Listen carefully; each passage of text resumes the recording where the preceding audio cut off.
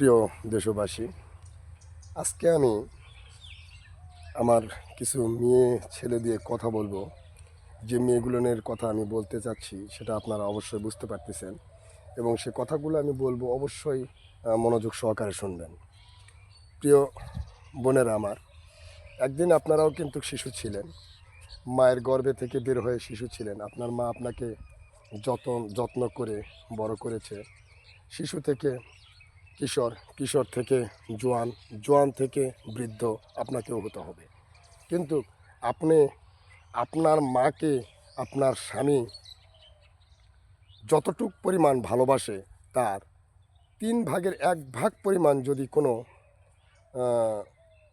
ছেলের বউ তার শাশুড়িকে ভালোবাসে, তাহলে মনে হয় কোনো সংসারে অশান্তি হবে না। তাই বলতেছি ভাই, আপনিও কিন্তু একদিন বৃদ্ধ হবেন, আপনিও একদিন মা হবেন, আপনার একদিন সন্তান হবে, সেই সন্তানের শাশুড়ি কিন্তু আপনিও হবেন। তখন থেকে কিন্তু আপনি মনে রাখবেন যে আপনি যেটা কর্ম করে যাচ্ছেন তার কর্মে কিন্তু ফল আপনাকে পেতে হবে।